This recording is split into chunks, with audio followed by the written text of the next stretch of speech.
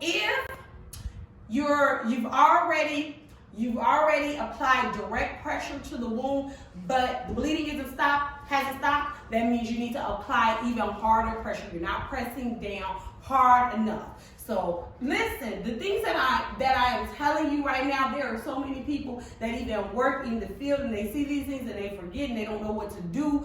You have to apply pressure to that wound, okay?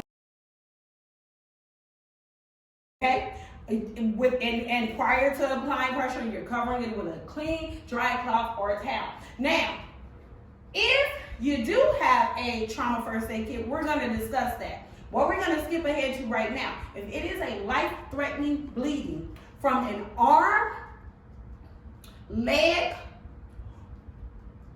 and a tourniquet is not available, or the person is bleeding from the neck, the shoulder, or groin, you're going to utilize, if you have these on hand, enough of these sterile or clean, dry towel or cloth. You're going to stuff the wound with a bleeding control, or it's also called a hemostatic, gauze, plain gauze, or clean cloth.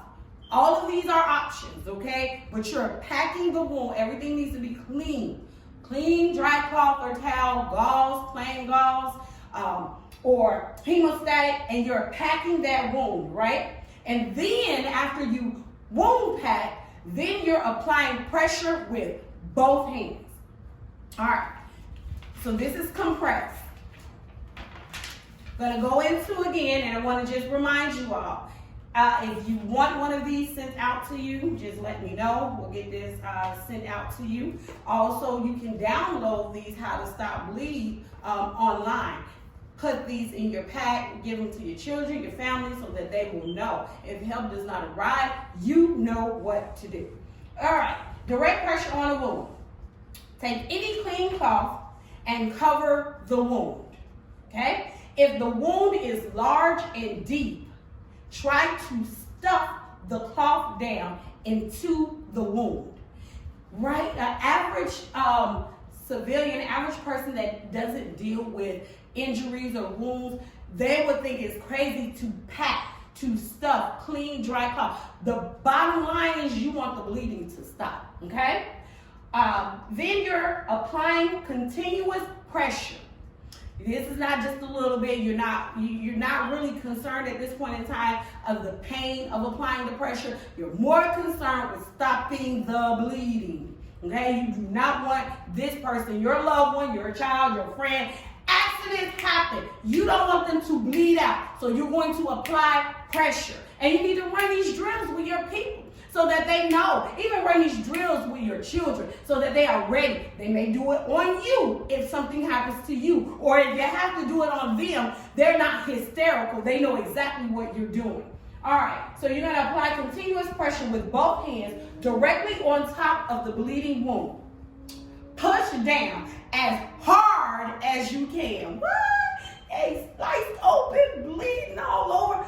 Pack that wound and push down as hard as you can, okay? Hold pressure to stop bleeding.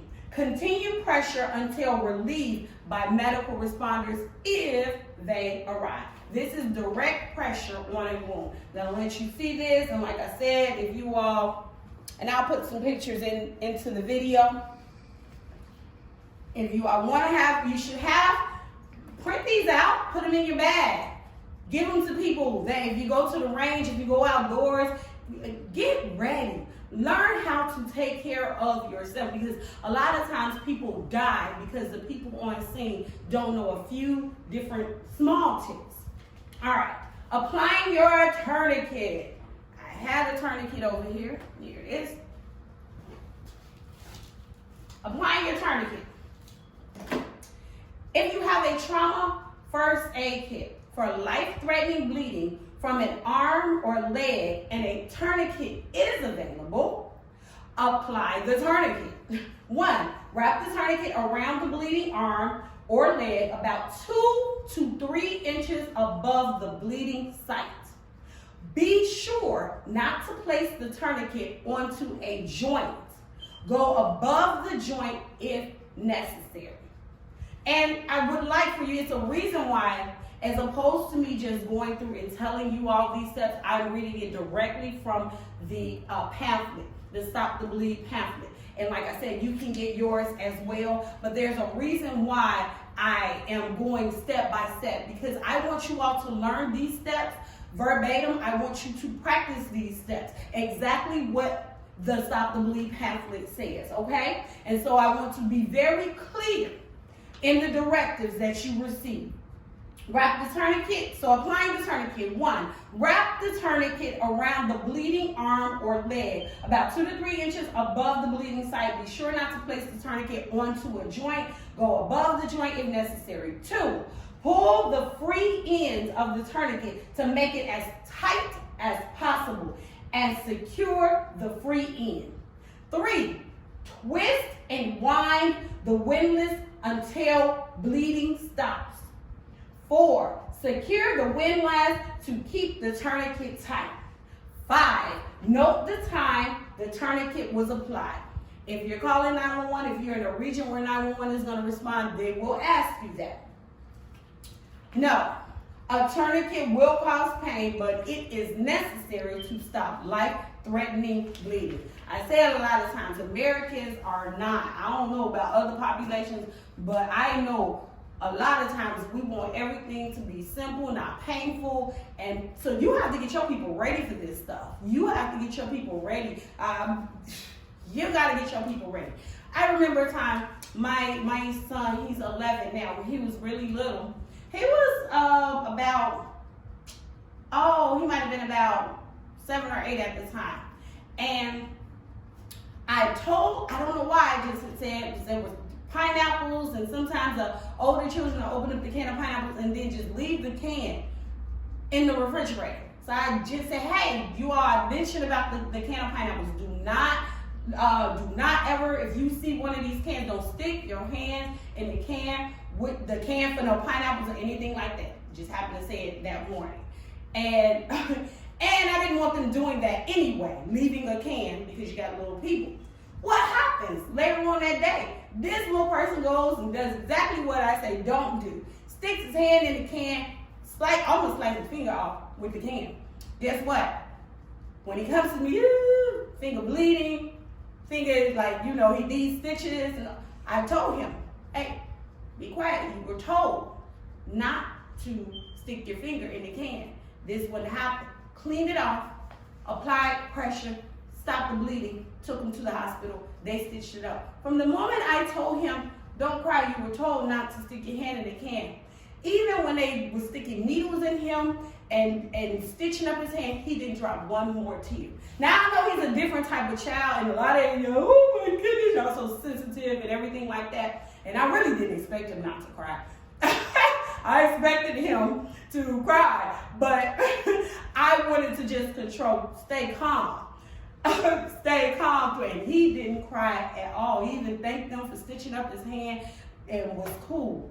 But the bottom line of why I told you all that is because you need to teach your children how, in emergency situations, how not to be out of their mind and out of control and blubbering and crying. I understand that tears and crying happens, but you have to have a way to help them keep their composure. And sometimes there is a voice that has to usurp the because if you feed into all of that, you will not take step 1, step 2, step 3. Now, in certain situations, people are just going to cry, they're going to scream, and you just still have to do whatever it is you have to do. But I'm saying even up into preparation before those times happen, prepare your people and let them know that sometimes accidents, injuries, these things will happen, but we would like to prevent them. And if we can prevent them by making good decisions ahead of time. Some things are not preventable, they will happen. So you just need to be ready. In those instances, if you got a moan, scream, cry, okay. If you can't moan, scream, and cry because that might cause something else to happen, then you got to learn how to be quiet even in that. So I'm going to move on. Wound packing and direct pressure. Let's see. For life-threatening bleeding from an arm or leg and a tourniquet is not available, or for life-threatening bleeding from the neck, shoulder, or groin, pack, stuff the wound with bleeding control gauze, also hemostatic gauze, plain gauze, or a clean cloth, and then apply pressure with both hands. Open the clothing over the bleeding wound.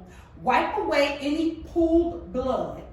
Pack, stuff the wound with bleeding control gauze, preferred plain gauze or clean cloth.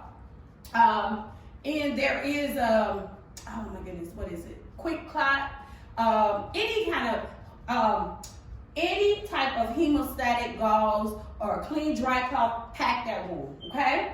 Number 4, apply steady pressure with both hands, but that means you have to have it on hand.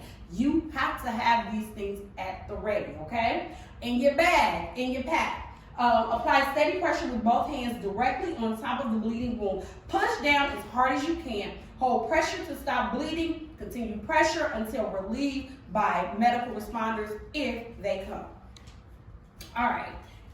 The brochure, the pamphlet is going to give you a diagram of how to stop the bleed, what the steps are, and like I said, if you need one of these mailed to you, let me know. These are free. If postage costs, I'll tell you the cost of postage, but I will mail these out to you for free, or you can just download them from online. I want these in your bag. I want your family trained. I want your people knowing how to do this, how to stop the bleed, because seconds do matter when a person is bleeding out. Would be good also to have sterile gloves in your bag. Even if you didn't want to take a whole box, but you wanted to just have a set of sterile gloves, put them in a Ziploc bag with sterile gloves, put them in a Ziploc bag, have them in your pack so that wounds don't get infected. I have this up here just to let you know some of the things that I have in my bags, that I keep in my bags. When I go out, like I said, I keep these. I'll have some surgical tape if I need to wrap it. Okay, so now, if you do have a trauma first aid kit, this is what you need to do. For life-threatening bleeding from an arm or leg and a tourniquet is available, we're going to discuss it. I'm going to tell you right now what you're supposed to do. Okay, and I'm going to read it directly from the book because I want you to know clearly the steps that you take. And you can play this over and over again and run through these drills with your family and your people. All right, applying the tourniquet. If you do have a trauma first aid kit for life-threatening bleeding from an arm or leg and a tourniquet is available, apply the tourniquet. 1. Wrap the tourniquet around the bleeding arm or leg to 3 inches above the bleeding site. Be sure not to place the tourniquet onto a joint. Go above the joint if necessary. 2. Pull the free end of the tourniquet to make it as tight as possible and secure the free end. 3. Twist or wind the windlass until bleeding stops. 4. Secure the windlass to keep the tourniquet tight. 5. Note the time the tourniquet was applied. If you are somewhere where help responders will come, they're going to ask you that time. If the bleeding didn't stop, the tourniquet ain't tight enough. Keep winding. It's going to hurt. It's supposed to hurt, but more than the person that is being injured, more than that pain is that they bleed out and die. So that is what's more important. So keep winding and if the bleeding has not stopped, okay? Let's continue. All right, if you do have a trauma first aid kit, but there's a life-threatening bleeding from an arm or leg and a tourniquet is not available, or they're bleeding from their neck, shoulder, or groin, pack, stuff the wound with a bleeding control hemostatic gauze, plain gauze, or a clean cloth, then apply pressure with both hands. If the bleeding is still pouring out, you're not applying enough pressure. All right, Direct pressure on a wound. Take any clean cloth, it can be a shirt, and cover the wound. 2, if the wound is large and deep, try to stuff the cloth down into the wound. 3, apply continuous pressure with both hands directly on top of the bleeding wound. 4, push down as hard as you can. As hard as you can. 5, hold pressure to stop bleeding. Continue pressure until relieved by medical responders.